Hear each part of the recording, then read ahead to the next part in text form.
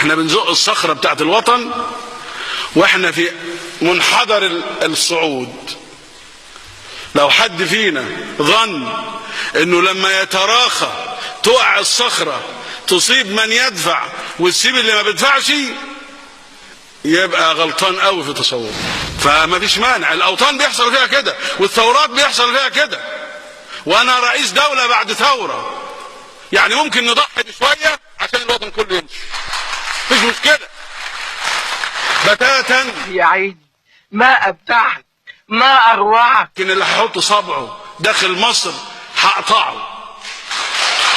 اذا حد فكر يعمل كده هقطع الصباع ده. انا شايف صباعين ثلاثة بيتمدوا جوه. وراح شايل ايده من على ايدها وراح مددها جوه. حطها جوه. تصور.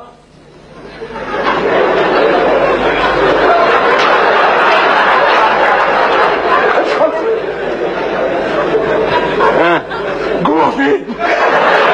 في حد في المنصورة اسمه فودة بيأجر البلطجية، وفي حد في الشرقية اسمه عاشور بيأجر البلطجية، وفي حد في المعادي بيأجر البلطجية وبيديهم فلوس وسلاح. انا عارف ان هم الاكاذيب اللي بيحاولوا انه متصورين ان هم يهربوا من قدام عيني ويروحوا في حارة مزنوقة علشان يعملوا حاجة غلط.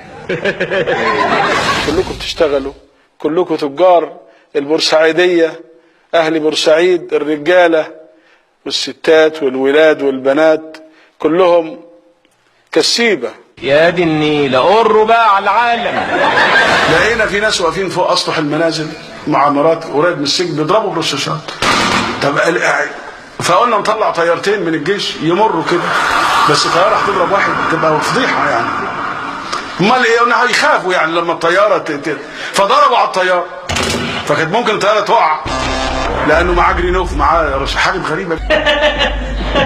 والله العظيم يا جدع، الجدع ده بيسمع حاجات غريبه وعمال.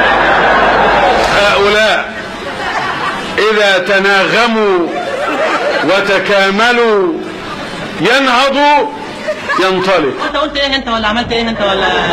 فلنتحمل جميعا ولنعلم ان العدو غدار وانه خسيس وانه لا يتمتع بالرجوله وانه ياتيك من حيث تترفع انت عن ان تتداخل معه. والله العظيم يا جدع ده انت هايل، والله العظيم يا جدع. والله الوزاره شغاله باقصى طاقه كل يوم، لكن من الحاجات الظريفه ان يجي واحد من اياهم بتوع النظام القديم المجرم ده على الولد اللي قاعد في المركز عنده التحويله بتاعت الكهرباء.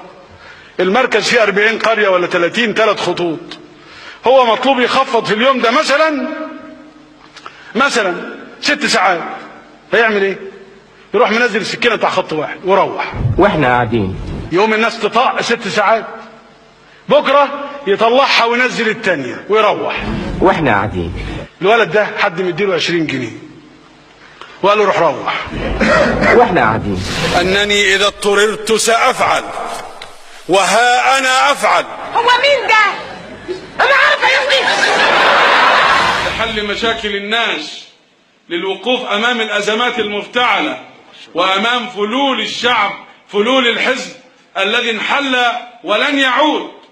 هؤلاء الذين يتحركون ويفتعلوا الازمات، الوقود، البوتاجاز، انتم تعلمون ما يجري على الارض، المرور، الامن، عدم الاستقرار، الايحاء بان مصر فيها مشاكل ولن تحل. الفلوس معايا، وقول له كمان البضاعة معايا، والبضاعة كمان معايا، وقول له ما تاخد كلمة شيء.